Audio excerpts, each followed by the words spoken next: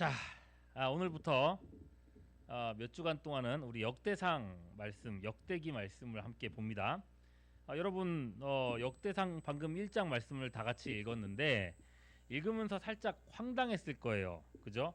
54절까지의 말씀 전체가 첫사람 아담부터 시작해가지고 이삭 때까지 정말 온통 사람 이름만 계속 읽으셨어요. 그죠? 그리고 나서 뭐 별다른 감동도 없고 사람 이름만 잔뜩 읽었는데 끝나고 나서 이게 아멘을 해야 되나 말아야 되나 막 이런 생각이 들었을 거예요. 근데 저는 그냥 아멘 크게 얘기를 했죠. 왜 아멘입니까? 하나님의 말씀이라고 인정하니까 아멘인 겁니다. 아멘 무슨 말이에요? 네, 그렇습니다. 믿습니다. 하나님의 말씀임을 믿습니다라는 고백이거든요. 자, 그런데 성경이 하나님의 말씀인 건 알겠는데, 아니 이렇게 사람 이름만 잔뜩 갖다 놓고 나서 이걸 가지고도 하나님 말씀이라 그러면 제가 어떻게 이걸 받아들여야 돼요? 이런 생각이 들 수도 있는데요. 예, 이것도 하나님의 말씀 맞습니다. 앞으로 이제 제가 하는 얘기를 듣고 나면 왜 이렇게 의미 없어 보이는 이름들을 성경에 실었는지, 왜 이런 이름들조차도 하나님의 말씀인지 이해가 되실 거예요. 자, 성경에 보시면은 여러분 역대상을 방금 읽었는데 그 바로 앞에 열왕기상이라는 책이, 열왕기상하라는 책이 있고 그 다음에 역대상하라는 책이 있습니다. 성경을 한 번이라도 여러분이 읽어봤다면은 열왕기상하를 읽고 나서 이어서 그 다음에 역대상하를 딱 보시면은 열왕기상에서 읽었었던 내용을 또 역대상에서 반복하네? 이런 느낌이 드실 거예요. 마치 이런 거예요. 여러분 신약 성경은 많이 읽어봤잖아요. 마태, 마가, 누가, 요한, 신약 성경의 첫 책들. 자, 4개의 복음서가 있는데 똑같이 예수님 얘기하거든요. 예수님의 처음부터 십자가 지시고 부활하고 승천할 때까지 그 얘기를 다 똑같이 써놓은 거잖아요. 근데 이 똑같은 책들이 똑같으면서도 다른 내용을 담고 있습니다. 각각의 저자들이 나름의 관점에서 앞에서 본 예수님, 옆에서 본 예수님, 뒤에서 본 예수님 이런 식으로 나름의 관점으로 예수님의 행적들을 기록한 거예요. 어떤 사람은 예수님의 종으로서 섬기시는 모습을 보면서 이렇게 기록해놨고, 어떤 사람은 예수님의 왕처럼 당당하신 모습을 주목하면서 이렇게 기록했고, 또 어떤 사람은 왕을 뛰어넘어서 예수님은 하나님으로서 예수님, 수많은 기적을 베푸시는 그런 예수님으로서 그 모습을 기록한 거예요. 그렇게 똑같은 예수님 얘기지만은 4개의 복음서가 각각의 이렇게 역할들을 하고 있는 겁니다. 열왕기상하와 역대상하도 마찬가지예요. 둘 다 이스라엘의 왕정 시대의 역사를 기록한 책이에요. 특히 여기서 열왕기상하 같은 경우는 이스라엘에 어떤 왕들이 있었고 이 나라가 어떻게 해서 남과 북으로 나눠졌고 남과 북쪽의 왕들이 각각 어떤 일들을 했는지 가능한 빠짐없이 기록한 책이 열왕기상입니다. 그러니까 이거는 약간 궁중에서 왜 그 왕들이 막 했던 일들 막 이런 것들 다 쓰는 사람들 있잖아요. 그런 수기로 쓰는 사람들의 일기를 모아놓은 책이다라고 생각하시면 될 것 같아요. 그래서 열왕기서의 특징을 보면은 각 왕들의 잘한 점, 못한 점 할 것 없이 적나라하게 다 기록했다는 거예요. 그래서 심지어 이스라엘이 가장 존경하는 다윗왕, 그렇잖아요. 우리나라가 가장 존경하는 왕이 있다고 한다면 그 왕의 나쁜 점보다는 좋은 점만 자꾸만 얘기하고 싶을 거 아닙니까? 그런데 이 열왕기상하에 보면은 아무리 다윗 왕이라고 해도 그의 잘못을 숨겨주지 않아요. 남의 아내를 빼앗은 거, 그리고 그 여인의 남편을 죽게 만든 거, 이런 끔찍한 치명적인 내용까지도, 그런 잘못까지도 열왕기상하에는 다 기록이 돼 있어요. 자, 이렇게 열왕기상하는요 하나님의 백성이 어떻게 살아가야 되냐 이런 것들을 보여주는 내용이라고 한다면은, 자, 역대상하는요 조금 그 똑같은 이야기, 똑같은 왕들의 이야기를 다르게 다루고 있습니다. 왕들의 잘못한 점들은 가능한 한 빼놓고 왕들이 선을 행하고 잘했던 부분, 이런 것들을 굉장히 강조로 해서 이 왕들이 얼마나 성공했는지 거기에 집중을 하고 있어요. 왜 그런가? 역대상하가 언제 쓴 글인지를 생각해 보면 됩니다.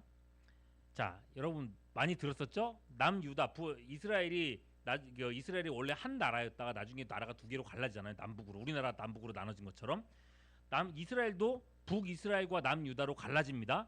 그리고 나서 북이스라엘이 먼저 멸망당하고 남유다가 기원전 586년에 바벨론에 멸망당하면서 이스라엘 백성들이 바벨론으로 막 다 끌려갑니다. 포로로 다 끌려갔어요. 그리고 나서 70년이 지나고, 자 70년이 지나고 나서 하나님이 말씀하신 대로 그 바벨론이 페르시아에 멸망당해요. 그리고 페르시아의 초대 왕 고레스라고 하는 사람이 이스라엘 사람들 모두 고향으로 돌아가라라고 하는 칙령을 내립니다. 자, 그래서 이스라엘 사람들이 드디어 70년 만에 고향 땅으로 돌아온 다음이에요.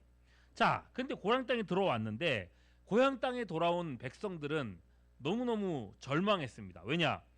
예루살렘은 이미 다 폐허가 돼 있는 거예요. 그 땅을 써먹을 수가 없을 정도로 땅이 폐허가 되었고, 그리고 주변에 이민족들이 와가지고 정착하고 있으면서 이스라엘 사람들 와가지고 뭔가 해서 살려고 하면은 계속 와가지고 방해하고 막 사람들 죽이고 그랬던 겁니다. 그리고 무엇보다 그들은 몸만 고향에 왔을 뿐이지 그들이 독립한 것도 아닙니다. 여전히 이 바사의 속국으로 남아 있는 거예요. 그러니까 뭐 하나 해결된 것 없이 너무너무 절망스러운 상황 속에서 이제 뭘 해야 되지? 아무것도 할 수 없는데? 라고 사람들의 마음이 다 이렇게 녹아 있을 때예요. 다들 근심 걱정을 하고 있을 그때입니다. 이럴 때에 당시에 이스라엘의 제사장이면서 지도자였던 에스라, 누구요? 에스라라고 하는 사람이요, 이스라엘 백성들의 마음을 다시 좀 일깨우고 용기를 주고 싶었어요.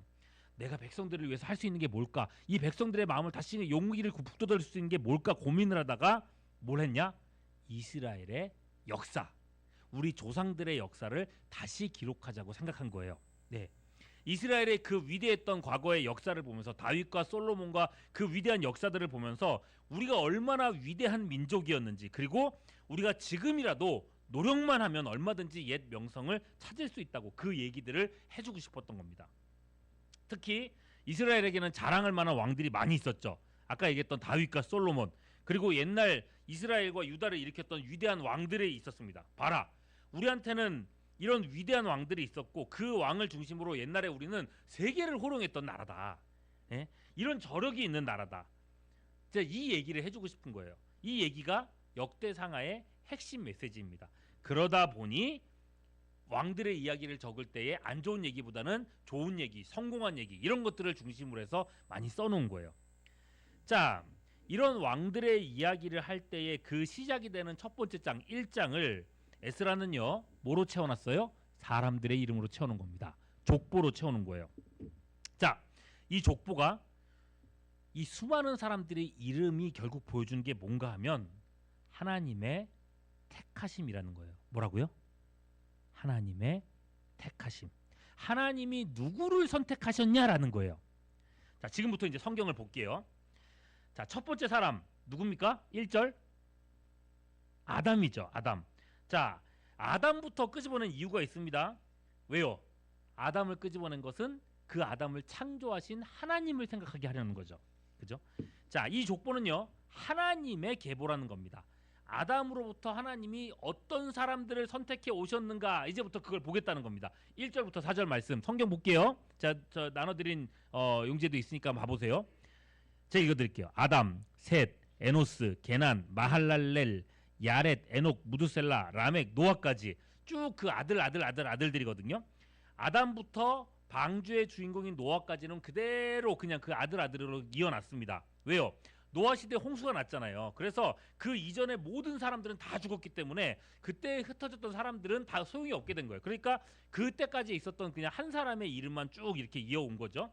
자, 그렇게 하고 그 다음 이제 노아의 세 아들 셈과 함과 야벳 때부터는 인류가 이렇게 어떻게 퍼져나간지 그 자손의 이름들을 쫙 이렇게 펼쳐서 이제 알려줍니다. 5절부터 7절 말씀 보면은 야벳의 자손들이 쭉 나오고요. 그다음에 8절부터 16절까지는 함의 자손들이 쫙 퍼져나간 얘기, 그리고 17절부터 23절까지는 셈의 자손들이 흩어지는 얘기가 나오고 있습니다. 그 이름들이에요. 자, 그 중에서 하나님은 누구를 선택하셨냐? 셈을 선택하십니다. 그리고 셈의 족보를 통해서 하나님은 그 택하심을 이어가십니다. 24절에서 27절 보시면 셈에서부터 아브라함까지 직접 계보가 쭉 이어지는 걸 볼 수가 있어요. 그런데 보십시오. 노아의 요 세 아들 중에서 셈 말고요, 함이라고 하는 사람의 자손들을 보시면은 10절 말씀 보세요. 10절 말씀. 구스가 또 니므롯을 낳았으니 이 니므롯은 세상에서 첫 뭐라고요? 영걸이라 그랬습니다. 영걸. 뭡니까? 영웅적인 인물, 영웅적인 걸출한 인물. 그죠? 강력한 장수. 세상의 첫 영걸이라는 사람이 아주 영웅적인 걸출한 인물이 함의 자손에서부터 나왔다는 거예요. 함의 자손에서. 여러분 그런 대단한 사람이 나올 정도면은 대단한 힘과 막강한 어떤 나라를 갖고 있었다는 얘기겠죠. 무엇보다 함의 자손 중에서 정말 많은 나라들이 나왔어요. 12절 후반절 보시면요. 블레셋 종족은 가슬루엠에서 나왔으며 그러면서 성경에 블레셋이라는 이름 많이 보잖아요. 블레셋 종족이 함의 후 자손입니다. 그리고 13절 가나안이 나오네요. 적과 꿀이 흐르는 가나안 땅 많이 들었죠? 그 땅의 개척자가 가나안이에요. 그죠? 이게 함의 자손이라는 겁니다. 그 후손들이 또 여러 민족들을 만드는데 14절 이후 보면은요. 여부스 종족, 아무리 종족, 기르가스 종족, 히위 종족, 알가 종족, 신 종족, 아르왓 종족, 스마일 종족, 하왓 종족. 여러분 이게 다 나라들을 그렇게 만들었다는 거예요. 수많은 나라들이 생겨났다는 거예요. 너무너무 잘 나가는 집안이라는 걸 보여주는 거예요. 그런데 하나님은요. 이 잘 나가는 함의 화려한 족보들을 쫙 나열해놓고 야, 이 함의 집안 너무 잘 나간다 라고 해놓고서는 정작 하나님이 택하신 족보는 누구의 가족이에요? 셈의 족보였다는 거예요. 예. 셈의 자손이 얼마나 잘 나갔는가 그런 얘기는 딱히 나오지도 않습니다. 그죠? 24절부터 27절에 보면 셈에서 아브라함까지 그 이 가문이 어떻게 명맥을 유지해 왔는지 한 줄기만 쭉 나열하고 있어요. 볼까요? 셈, 아르박삿, 셀라, 에벨, 벨렉, 루, 수, 룩, 나홀, 데라, 아브람. 곧 아브라함은 조상들이요. 이게 끝이에요. 하나님은 셈의 자손들을 선택했다. 자, 이렇게 막 대단하게 잘 나갔던 다른 형제의 얘기를 해놓고 나서 하나님은 별 볼 일 없는 셈의 가족을 선택했다. 이런 얘기를 하는 거거든요. 이런 패턴으로 이 1장이 그냥 쭉 구성되어 있어요. 볼까요? 28절 보시면요. 아브라함의 두 아들이 누구예요? 이삭과 이스마엘입니다. 자, 이 둘 중에 하나님이 누구를 선택하셨죠? 이삭을 선택했잖아요. 그죠? 아브라함 다음에 이삭이죠. 그런데 보세요. 이삭을 선택했으면은 이삭의 족보 얘기가 나와야 될 거 아니에요. 이삭이 어떤 아들들을 낳고 이런 얘기들을 해야 될 거 아니에요. 그런데 이후에 여러분 족보 얘기를 쭉 읽어보시면은 이삭의 족보가 아니라 누구의 족보가 나와요? 이스마엘의 족보가 나와요. 29절 초반을 볼게요. 이스마엘의 족보는 이러하니라고 하면서 이스마엘 얘기만 쭉 하는 겁니다. 자, 보세요. 아브라함은 이스마엘 족보 얘기를 하는데 아브라함이요. 이삭을 낳을 때 몇 세에 낳았어요? 100살에 낳았죠. 그죠? 100살에 낳을 때까지 애 못 낳아가지고 얼마나 고생을 했습니까? 그런데 이스마엘 보면요. 자녀를 정말 많이 낳았어요. 볼까요? 29절에서 31절. 자, 이스마엘의 아들이 몇 명인지 한번 세보세요. 자, 읽어드릴게요. 이스마엘의 족보는 이러하니 그의 맏아들은 느바요시오. 다음은 게달과 아브엘과 밉삼과 여드마와 두마와 마사와 하닥과 데마와 여둘과 나비스와 게드마라라고 돼 있어요. 몇 명이에요? 안 세웠어요? 아들 몇 명이에요? 아들만 12명입니다. 12명. 아니 아이 낳는 게 이렇게 쉬운가 싶을 정도로 정말 아이를 너무너무 많이 낳은 거예요. 아들만 12명을 낳았어요. 이 족보에서도 아들을 가장 많이 낳은 사람이 이스마엘이에요. 예. 반면 이삭은요. 이삭도 그랬어요. 이삭도 아브라함처럼 아이를 오랫동안 낳지 못해서 참 고생을 많이 했어요. 차라리 이렇게 보면 자식을 많이 낳은 이스마엘이 그냥 이 약속의 계보를 잇는 게 더 안전하고 낫지 않나 싶은 생각이 들 정도입니다. 그럼에도 언약의 계보는 누구한테로 넘어갔어요? 이 연약한 이삭에게로 넘어갔단 말이에요. 하나님은 이 연약한 이삭을 선택해 주셨다는 거예요. 그리고 그 이삭의 계보는 누가 있는가 보세요. 34절입니다. 아브라함이 이삭을 낳았으니 이삭의 아들은 또 두 명이네요. 누구예요? 에서와 이스라엘. 다른 이름은 뭐예요? 야곱이죠. 야곱. 그죠? 야복강에서 하나님과 막 씨름했었던 야곱. 자, 에서와 야곱입니다. 이삭에게는 에서와 야곱 두 사람이 있었는데 쌍둥이 아들이죠, 사실. 자, 오늘 말씀 계속 읽어보면요. 누구에 대한 얘기가 나와요? 35절. 누구의 아들은? 에서의 아들은이라고 나왔어요. 하나님은 야곱을 선택하셨는데 그런데 족보에서는 정작 누구에 대한 얘기를 하냐면 에서의 아들 얘기를 하고 있어요. 에서의 아들은 이라고 시작하면서 54절 끝까지 우리가 읽었었던 말씀 오늘 끝까지 에서 자손 얘기만 계속해서 하고 있습니다. 에서의 자손들은요 그야말로 번성했습니다. 특히 에서의 자손이요 에돔이라고 하는 나라를 만들었는데 이스라엘에는 아직 왕조차도 생기지 않았던 그때부터 이 나라는 벌써부터 왕정 체제를 형성해서 번성해 왔다고 얘기합니다. 43절 볼까요? 43절. 이스라엘 자손을 다스리는 왕이 있기 전에 보죠. 이스라엘에는 왕이 생겨나기도 훨씬 전에 에돔 땅을 다스린 누구는요? 왕은 이러하니라라고 나왔어요. 그리고 44절 이후에 보면요. 그 자손들이 왕이 되었다. 누가 왕이 됐고 누가 왕이 됐고 이 얘기가 계속 나오는 거예요. 예, 이렇게 잘 나가는 자손들이 에돔의 자손이었다는 겁니다. 그럼에도 그 잘 나가는 아들, 그 잘 나가는 자손, 이렇게 번성했던 자손들은 택함받지 못했습니다. 하나님의 관심은 훗날 이스라엘 민족의 조상이 되는 야곱뿐이었다는 것입니다. 이 연약한 사람. 여러분, 역대상 1장을 통해서 하나님께서 하시려는 말씀이 뭔지 대충 아실 것 같죠? 포로지에서 돌아온 백성들에 대해서 얘기했습니다. 포로지에서 돌아온 백성들이요, 지금 너무나도 비참하고 연약합니다. 우리가 어떻게 살아남지라고 하는 고민 속에 있습니다. 그죠? 그런 상황 속에서 그 연약한 이스라엘이 누구냐라는 것을 얘기하고 싶은 거예요. 세상을 창조하신 하나님의 택함 받은 민족이라는 겁니다. 그들의 조상들에게 하나님은 수많은 위대한 왕들을 허락해 주셨다는 거예요. 조상들을 택해 주셔가지고 그렇게 위대하게 만들어주셨던 그 하나님은 여전히 지금 연약한 이스라엘의 하나님이시라는 거예요. 그러니 그 하나님이 이렇게 비참한 중에 있는 우리라도 우리 안에서 일하신다면 우리는 얼마든지 부흥할 수 있다는 거예요. 얼마든지 다시 나라를 일으킬 수 있다는 것입니다. 그러니 포로 이스라엘 백성들이요, 우리에게는 하나님이 계신다. 하나님이 일하시면 그들은 얼마든지 부흥할 수 있다. 낙심하지 말고 우리 하나님을 의지하고 다시 일어나자. 이 얘기를 하고 싶은 거예요. 그래서 왕들의 이야기들을 하는 거예요. 왕들이 어떻게 했을 때 그들이 어떻게 성공을 했는가, 왕들이 어떻게 일했을 때 하나님께서 그들에게 복을 주셨는가, 나라가 번성했는가, 이런 얘기들을 계속해서 소개해주면서 우리도 그들처럼 살아가야 된다고 하는 얘기를 하고 있는 거예요. 이 말씀으로 인해서, 이 역대상하라는 이 말씀을 인해서 여러분, 포로기의 이스라엘 백성들, 그 정말 척박한 환경에 있었던 이스라엘 백성들은요, 다시금 힘과 용기를 낼 수 있었습니다.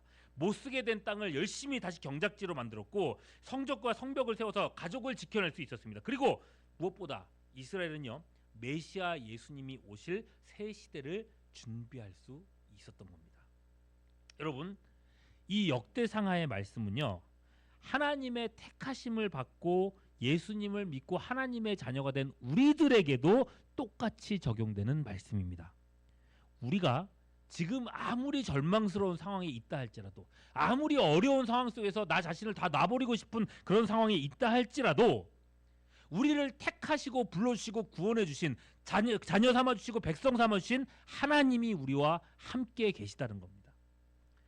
우리 하나님은요, 모든 것이 합력하여 선을 이루게 하시는 분이십니다. 포로 후기 이스라엘을 일으켰던 이 말씀이 오늘 여러분을 세우는 말씀이 될 수 있다고 저는 확신합니다. 그러니 여러분, 이번 주부터 아마 몇 주간 동안 우리가 그 역대상하 말씀을 보게 될 거예요. 읽으시길 바랍니다. 아마 7장까지는 계속 이렇게 사람 이름이 계속 나올 건데 그건 조금 힘들 거예요. 근데 그거 지나가고 나면은 왕들의 이야기가 나옵니다. 이 왕들이 어떻게 했더니 하나님께서 그들을 세우셨고, 어떻게 했더니 그들이 잘 되었고, 어떻게 했더니 그들이 기적을 만났고, 이런 얘기들을 계속해서 보실 거예요. 매일매일 역대상하 말씀을 여러분들이 읽으면서, 아, 내가 어떻게 살아야 될까? 내가 어떤 결정을 해야 될까? 야, 이렇게 살면 하나님께서 나에게도 이러한 복을 주겠구나. 나한테도 이러한 기적이 일어나겠구나. 이런 어떤 꿈 같은 것들, 이런 비전을 가지고 하나님의 말씀을 보면서 승리하는 여러분 될 수 있기를 주님의 이름으로 축원합니다.